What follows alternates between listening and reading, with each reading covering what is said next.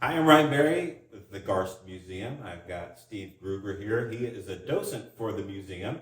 And usually the docents, you said, they pick out an area where they excel. And for us, it's the military room for Steve Gruber.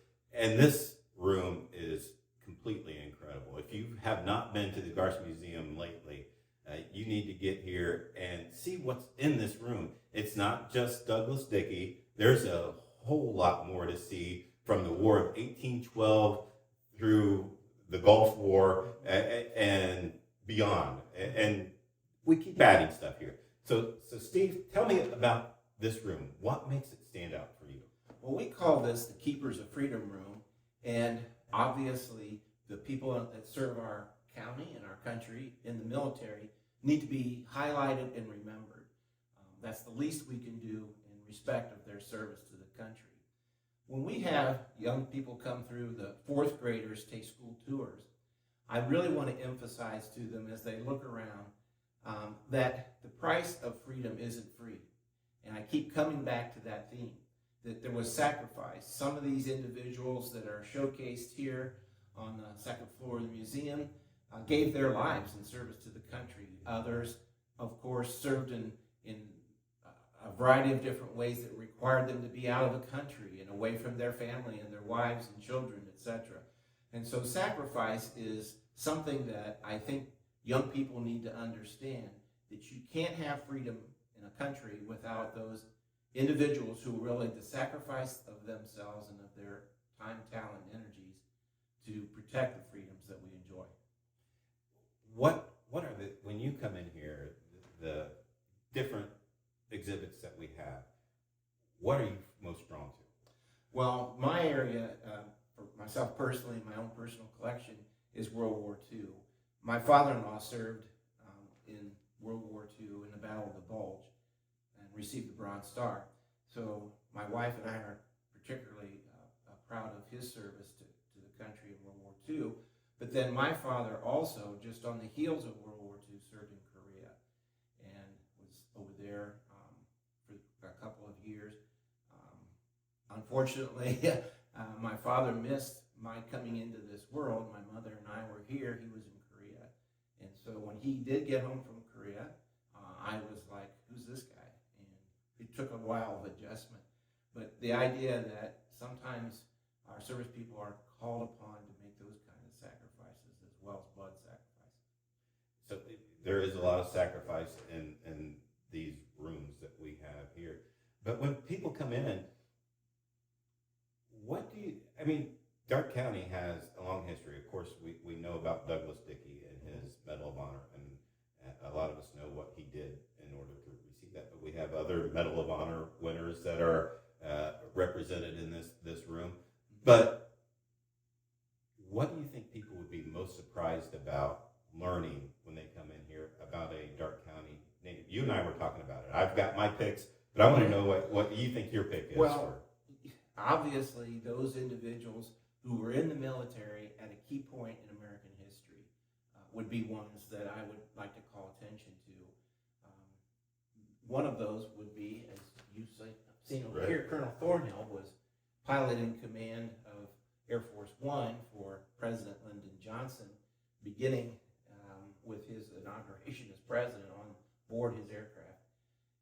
That to me, that's pretty unique and interesting. Over in the area just around the corner, we have the individual who sent the first telegram from Hawaii back to Washington, D.C., informing them of the attack at Pearl Harbor. Mm-hmm. That's a unique point of history, and there was a Darke County involved in that. We have also some examples of firsts. One of them would be over here, Mrs. Carpenter was the first female Apache helicopter pilot, and that's notable. And it's interesting to read what she put on the back of her helmet. I'm going to give that as a teaser for you to come in and actually see what she put on the back of her helmet. But it's sort of neat. Right. And it's not just that. We also have from Darke County, Zachary Lansdowne. Yes.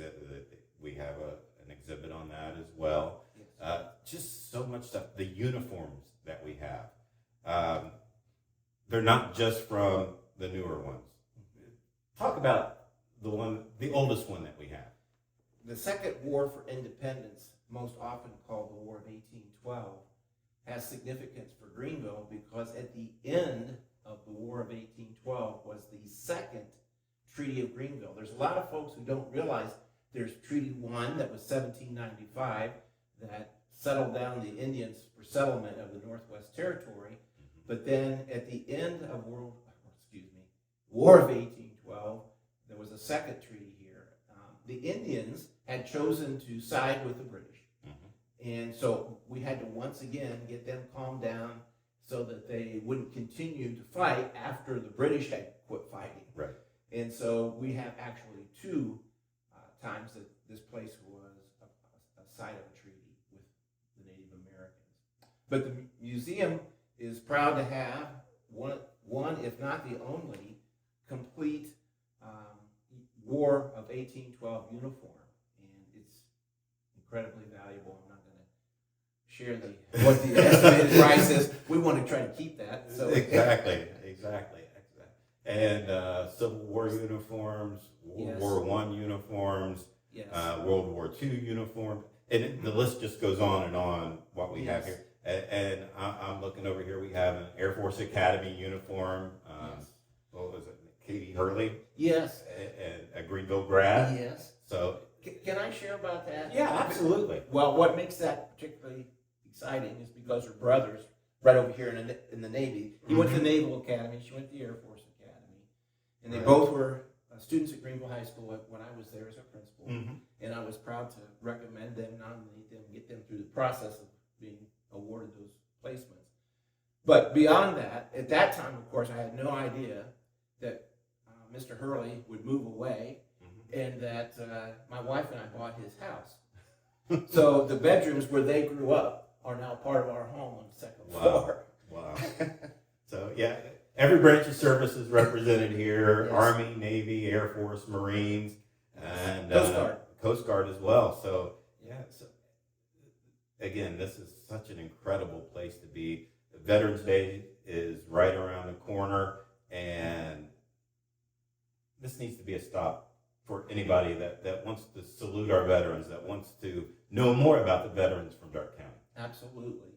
One of the things that I point also to the students as they come through, there was an individual who received the Purple Heart, and I want the kids to look at that medal, and then I say, okay, what color is that medal? They go, oh, that's purple. Okay. What shape is it? A heart. Okay. Hence the Purple Heart medal. That is awarded to individuals who were wounded in combat and shed blood for their country. The particular one that we have here was given to a gentleman posthumously, and I have to explain that big word, that when he was killed, of course, he shed his blood for his country, he received that, and his family got that. So sometimes you get an award or receive recognition in your absence when you've been killed. And that is sobering for some of these kids to see that, that the price of freedom really has a cost. And in that particular instance, that individual gave his life. And it was in the Battle of the Bulge. Right. Just incredible. Please, make sure when you're visiting the museum, I know there's some steps. If you can make it up the steps, this room, this area it's worth visiting. It is absolutely. I know we have a lot of stuff here with Annie Oakley, Lowell Thomas, the Village, the Pioneer Wing, and the Crossroads of Discovery that are literally right below us. So much history here, but this room for me is still my favorite room. I love coming up here, and I think I discover something new every time I do, and just to see what we have here. When you're visiting, make sure that you visit this room as well and see those that have shed their blood, or learn about those that have shed their blood, or just made other sacrifices for our freedom.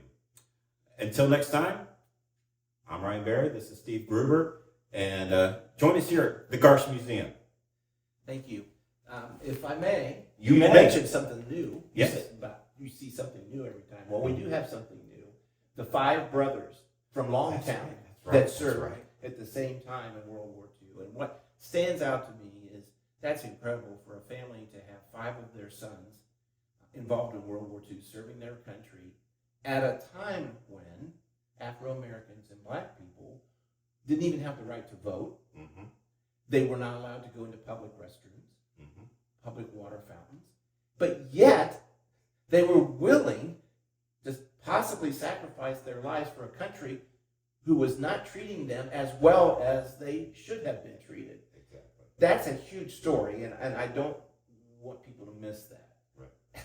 Yeah. And that's something that the museum, Dave Mangus, and others are really researching right now to find more information out so we can really expand what we have here for that. So that's incredible too, that the museum continues to research and continues to move on and find more information so we can accurately depict our history. And another area that we have been a little slow to get going is the recognition of the indigenous people who were here when Anthony Wayne arrived to build Fort Greenville. Right. There were actual people who'd lived here for many centuries, Mm-hmm. and I think we need to do a better job of acknowledging that. We do have a certain amount of relics and things in that level below us, but to actually talk about their culture, how it is they ordered their lives, and what can we learn from the indigenous people, Right. and highlight that. Yep.